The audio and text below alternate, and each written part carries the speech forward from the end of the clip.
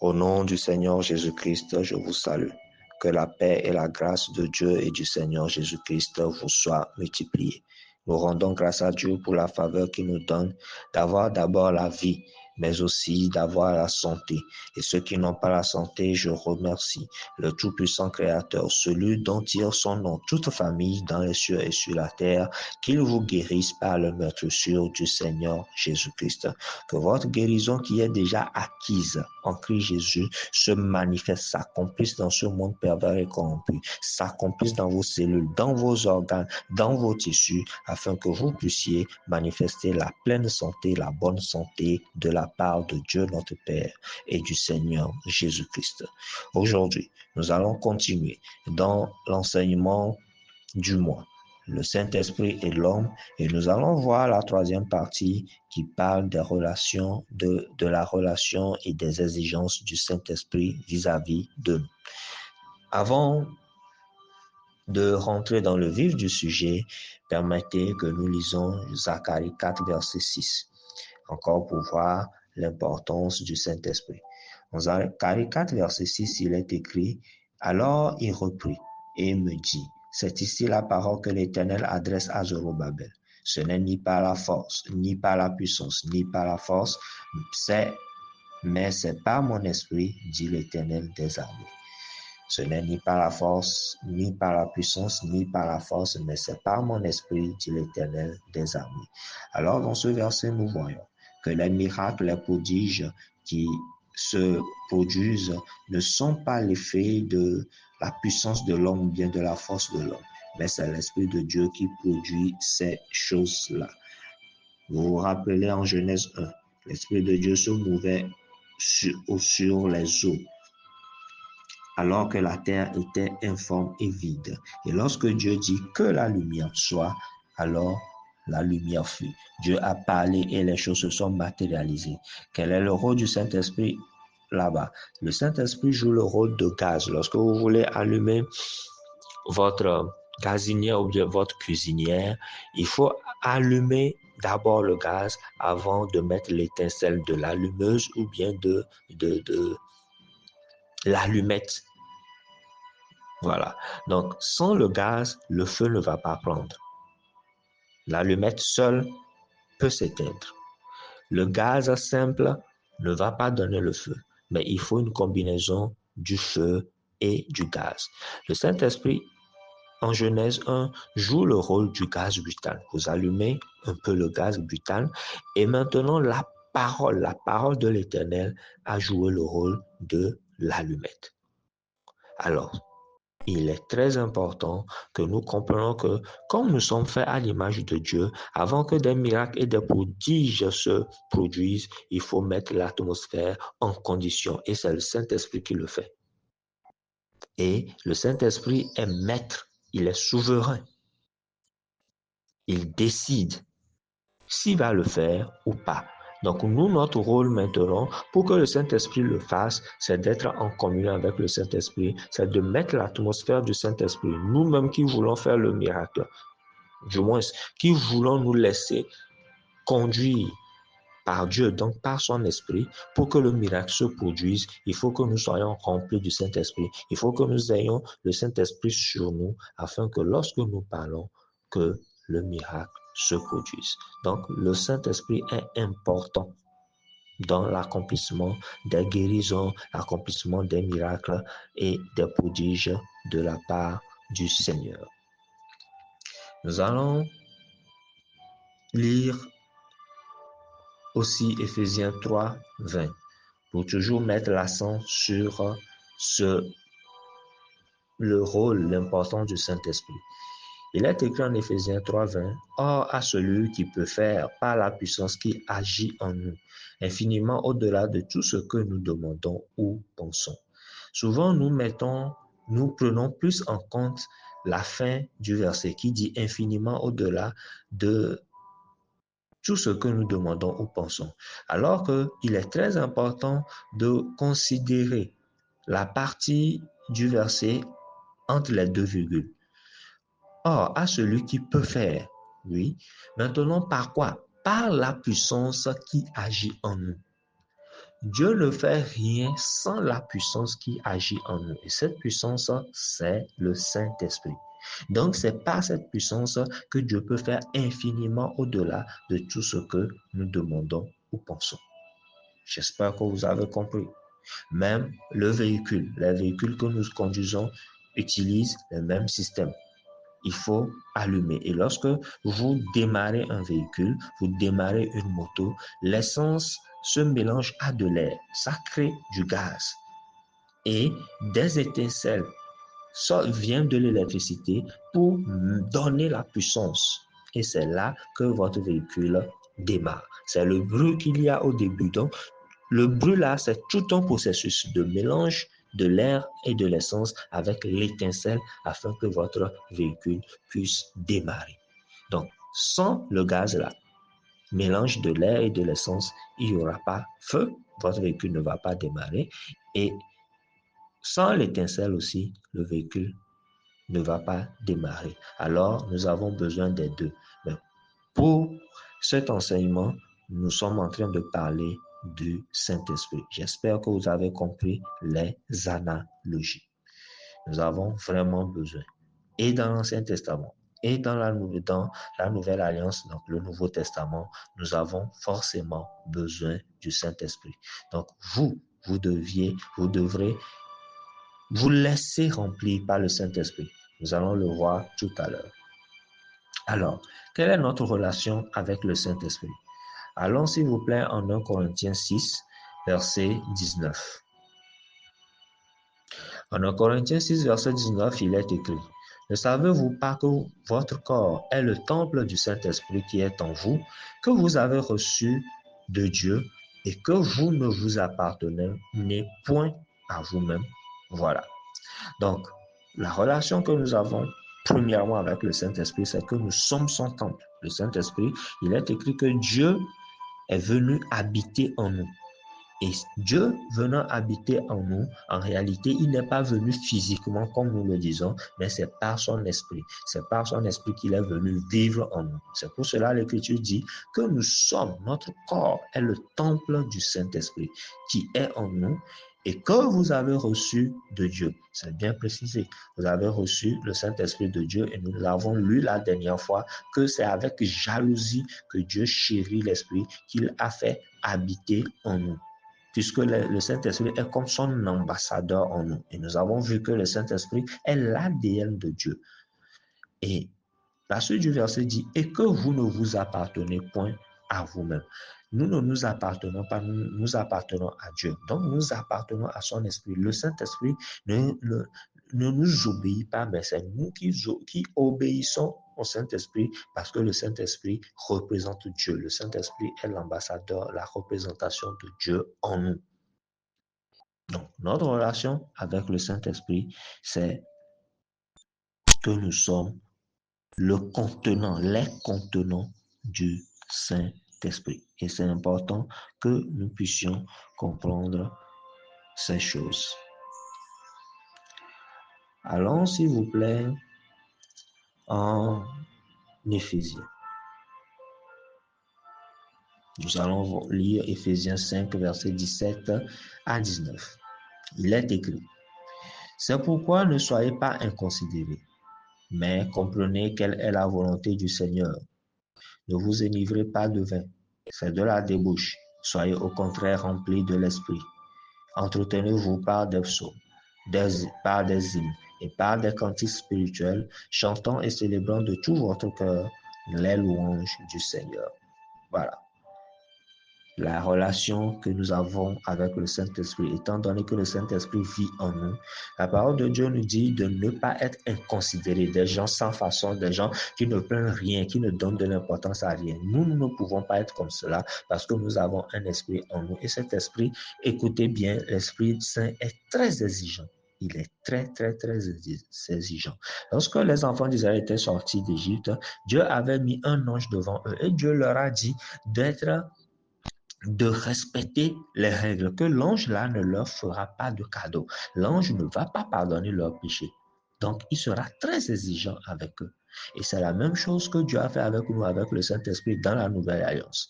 Le Saint-Esprit joue ce rôle-là.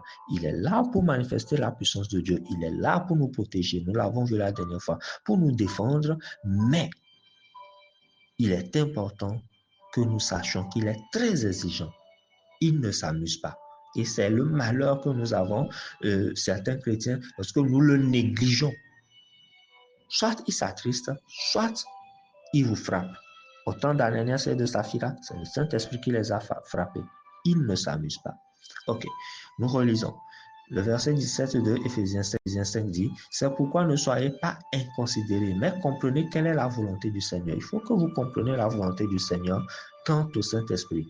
Dans ce chapitre, nous n'allons pas rentrer dans des détails, comment être rempli, comment manifester la puissance de l'Esprit. C'est des détails que nous verrons, mais au fil des enseignements. Aujourd'hui, Dieu nous dit, il faut d'abord que nous comprenions quelle est la volonté de Dieu. Et une partie de la volonté, c'est le verset 18, ne vous enivrez pas de vin. C'est de la débauche. Étant donné que le Saint-Esprit est en vous, ne vous enivrez pas de vin. Maintenant, il continue à dire, soyez au contraire remplis de l'Esprit. Voilà. Le Saint-Esprit est en vous, mais c'est à vous de le faire vous remplir. Il ne va pas vous remplir, il est là et il ne s'impose pas à vous en réalité, mais c'est à vous de vouloir être rempli et quand vous voulez, il vous remplit. Selon les règles. Quelles règles? Comment être rempli du Saint-Esprit? Le verset 19 le dit. Entretenez-vous par des psaumes. Voilà. Là, vous respectez le Saint-Esprit. Vous n'êtes pas des gens inconsidérés. Vous savez que vous avez l'Esprit de Dieu en vous. Et comme étant le temple, on doit entretenir une maison. On doit entretenir un temple. Alors, qu'est-ce qu'on fait? Entretenez-vous par des psaumes, par des hymnes, par des cantiques spirituels, chantant et célébrant de tout votre cœur les louanges du Seigneur. C'est clair. Lorsque vous chantez, lorsque vous lisez des psaumes, vous récitez, puisque les psaumes dans le temps se chantaient. Voilà. Des hymnes spirituels, lorsque vous le faites et vous célébrez de tout votre cœur Dieu et son Fils, vous êtes remplis de l'Esprit. Et vous allez voir que si vous mettez à le faire, le Saint-Esprit va vous amener à cœur souvent des cantiques. Je vous en prie, quand les cantiques spirituels viennent à votre esprit, chantez. On ne vous demande pas de crier à tue-tête pour déranger les gens, mais vous pouvez fredonner ces chansons-là. Vous verrez que vous serez constamment rempli du Saint-Esprit. Il y a le parler en langue aussi. Je ne vais pas l'expliquer aujourd'hui, mais vous pouvez chanter en esprit. Vous chantez, vous fredonnez cette chanson-là et vous commencez par utiliser le parler en langue pour chanter cette chanson-là, pour fredonner cette chanson. Vous verrez que vous serez en communion avec Dieu. Voilà. Donc, c'est des exigences. C'est important. Donc, ça, c'est la relation que nous avons avec le Saint-Esprit. D'abord, nous sommes le corps. Ensuite, nous ne nous laissons pas enivrer par le vin, mais nous nous remplissons du Saint-Esprit. Et aussi, lisons s'il vous plaît Galates 5, verset 16. Galates 5, verset 16, toujours dans la relation. Il est écrit, je dis donc, marchez selon l'Esprit et vous n'accomplirez pas les désirs de la chair. Lorsque nous avons le Saint-Esprit en nous, il faut que nous comprenions que nous avons deux natures.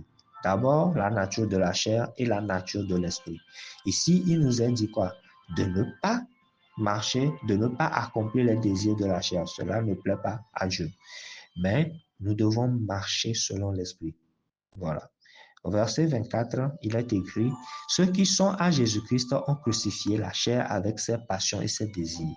Donc, il y a des désirs de la chair, vous les connaissez. Donc, c'est des choses que nous devons laisser de côté, mais nous laisser conduire. Nous devons marcher selon l'Esprit de Dieu.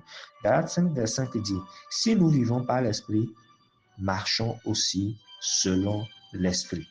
Voilà. Donc, nous devons chercher à marcher selon l'Esprit. Puisque c'est l'Esprit qui nous fait vivre. Alors, cherchons à nous laisser conduire par l'Esprit. L'apôtre Paul l'a dit dans d'autres versets. Laissez-vous conduire par le Saint-Esprit. C'est très important. Donc, d'abord nous sommes le corps du Saint-Esprit, nous nous laissons remplir par le Saint-Esprit et nous nous laissons conduire par le Saint-Esprit. Car le Saint-Esprit étant en nous, nous interdit de vivre selon la chair, ses désirs et ses passions. Maintenant, nous allons voir les exigences. Rappelez-vous que nous n'allons pas en profondeur. Nous sommes en train juste de toucher quelques points. Les exigences du Saint-Esprit, allons en Éphésiens. Éphésiens 4, nous allons lire du verset 29 au verset 31. Le verset 29 dit « Qu'il ne sorte de votre bouche aucune parole mauvaise, mais s'il y a lieu, quelques bonnes paroles qui servent à l'édification et communiquent une grâce à ceux qui l'entendent. » C'est important. Le verset 30, « N'attristez pas le Saint-Esprit de Dieu par lequel vous avez été scellés pour le jour de la rédemption, que toute amertume, toute animosité, toute colère, toute clameur, toute calomnie et toute espèce de méchanceté disparaissent du milieu de vous. » Donc ici, parce que nous savons qu'il y a un éminent ambassadeur en nous, nous devons contrôler nos bouches. C'est ce que l'Esprit nous dit au verset 29. Qu'il ne sort de votre bouche aucune parole mauvaise. Des paroles mauvaises, des paroles impudiques, ces paroles-là ne doivent plus sortir de nos bouches. Et souvent, le monde nous a poussés, et nous allons le voir dans une exhortation la prochaine fois, le monde nous pousse à dire de mauvaises paroles. Des paroles même par rapport au sexe, des paroles bizarres qui n'édifient pas, des paroles méchantes qui font du mal aux autres. Voilà. Nous n'avons plus le droit de le faire parce que vous savez que vous avez quelqu'un en vous et cette personne-là vit. Ce n'est pas une chose.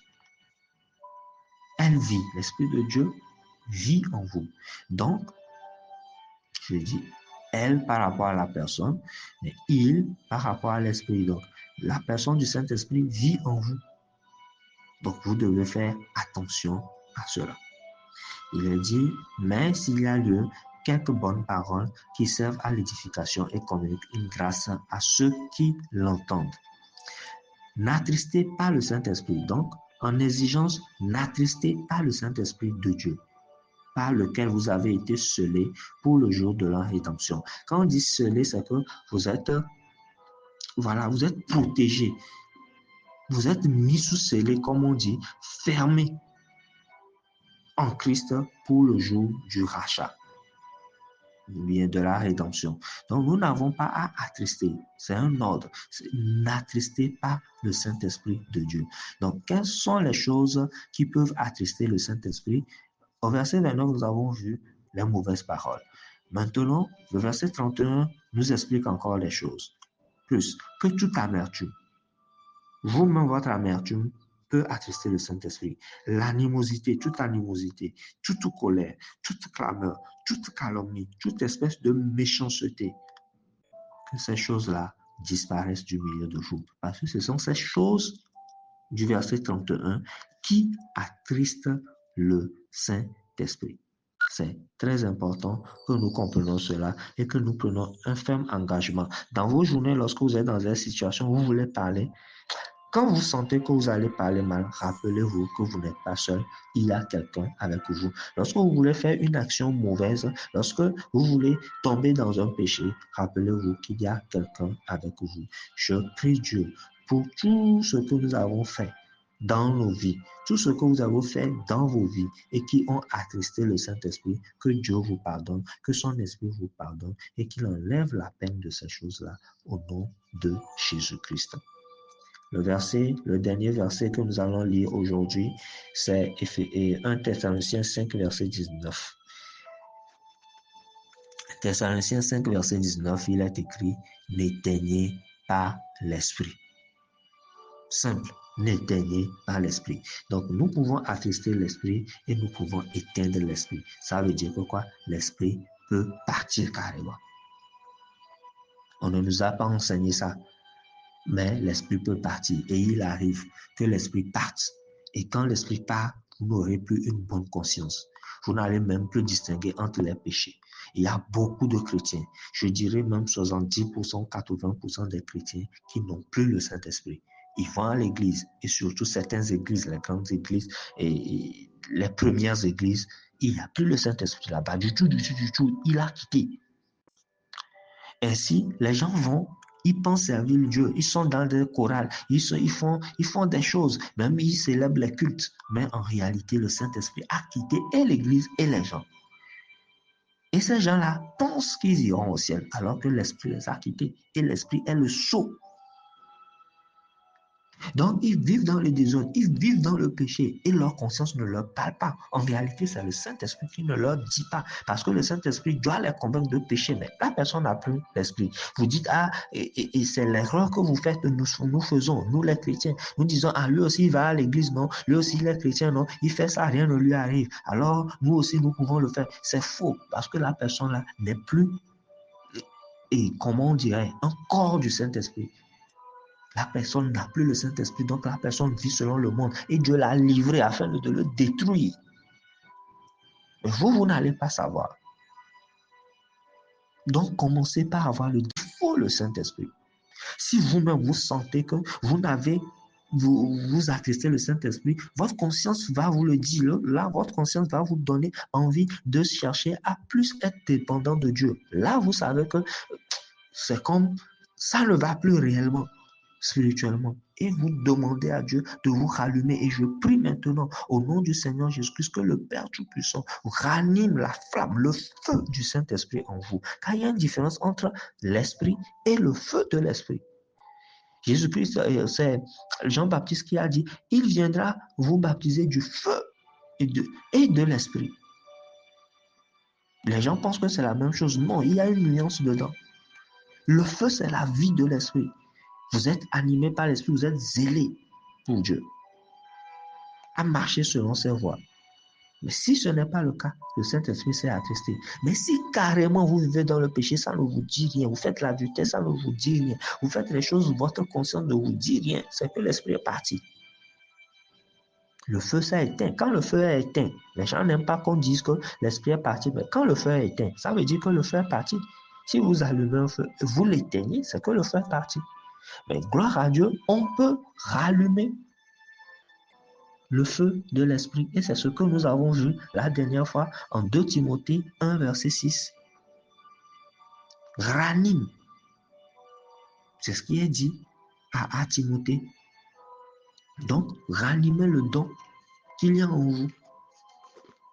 C'était notre dernier verset, 2 Timothée 1, verset 6. Relisez-le chez vous. Et moi, je vous le relis ici. Il est écrit, c'est pourquoi je t'exhorte à ranimer le don de Dieu que tu as reçu par l'imposition de mes mains.